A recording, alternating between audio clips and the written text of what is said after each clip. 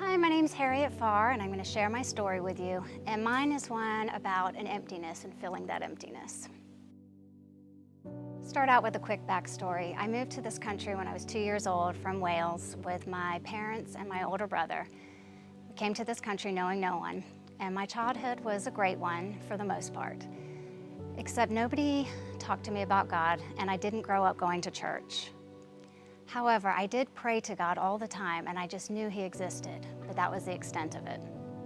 Sometime during my childhood, God placed a little girl named Annie in my life.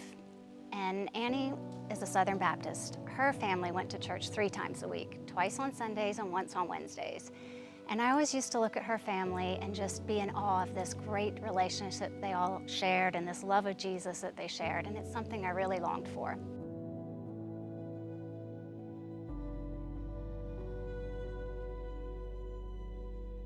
So fast forward a little bit, and Annie and I grow up together, and we go off to college as roommates. Well, while we were there, her faith never wavered. I was still trying to fill an emptiness. While Annie joined the Baptist Student Union, I joined a sorority.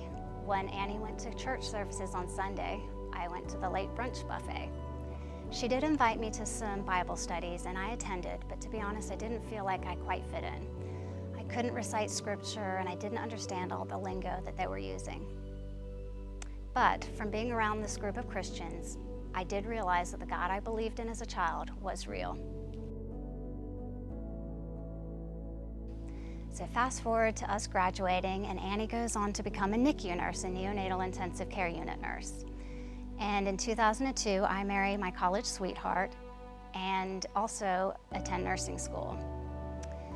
And during nursing school, I can say that my prayer life certainly increased. I think anyone who's been through a nursing program can agree that you definitely rely on prayer. I even joined got involved with a large non-denominational church where I could come and go as I pleased and remain somewhat anonymous. I even got baptized, but with the busyness of life, it just didn't impact me the way it should have.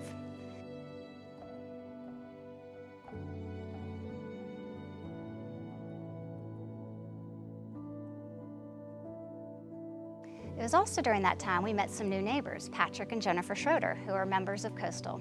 Jen invited me to church, and when I came to Coastal with her the first time, I felt so welcomed. Everyone was there with open arms. I never felt like there was something I should have known before I got there. I just thought, this is where I want to be. So fast forward to 2006, and I'm still feeling some emptiness, and we start a family. And we soon find out I'm carrying triplets. So the pregnancy goes from joy to a little fear because it becomes high risk. And at our first appointment with the specialist, we were told that we needed to abort one of the babies, that it would give myself and the other 2 a fighting chance to live. And my husband looked at me and I looked at him, and without speaking, he looked at the team of doctors and said, "I'm sorry, but God gave us 3 babies. It's 3 babies we're gonna have." At our next appointment, we were told baby A was too small, and that fetus wouldn't survive. It would be known as vanishing twin syndrome. And again, my husband had faith, and he said to the doctor, "With all due respect, I think you're wrong. That baby will be here at our next appointment." Well, sure enough, that baby was there at our next appointment, and every appointment after that. So God was clearly working His miracles. Eventually, I was put on bed rest for 3 months, and during that time, Pastor Chris stops by. Keep in mind, I've met Pastor Chris 1 time.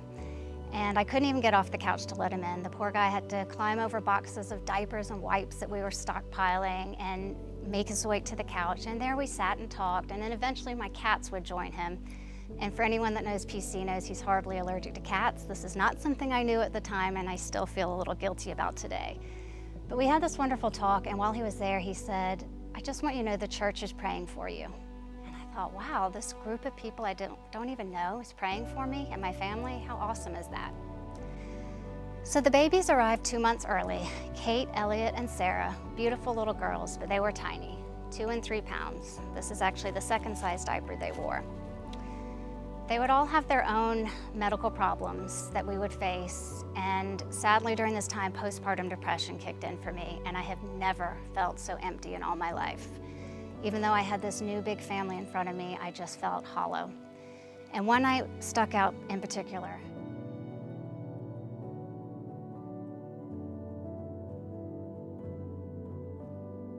we got a call at 11 p.m.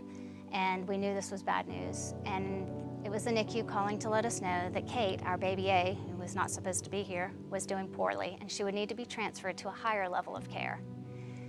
Postpartum depression had already kicked in for me and I was feeling completely empty. Even with this new beautiful family in front of me, I've never felt so hollow. And I looked at my husband that night and I just said, I can't do this. If she dies, I don't know how to go on. I can't do this. And he took me in his arms and he said, she's not gonna die. Stop thinking that, she's not going to die. And to be perfectly honest, it kind of annoyed me because he wasn't a doctor or a nurse and he certainly wasn't God, so how did he know? So I went to my room and I called Annie, the NICU nurse, and I got her opinion. And then as we were on the phone, she said to me, can I pray for you? I said, absolutely. And as we were praying, I suddenly felt this comfort and this fulfillment. And I felt like I knew I was gonna bring home 3 babies. And I gave my life to Christ in that moment. And I asked him to take the lead, and he certainly did. He wasted no time because the next morning, before I could even get down to the NICU, we got a call to let us know that Kate had made this miraculous recovery that nobody could understand, and she was back down with her sisters.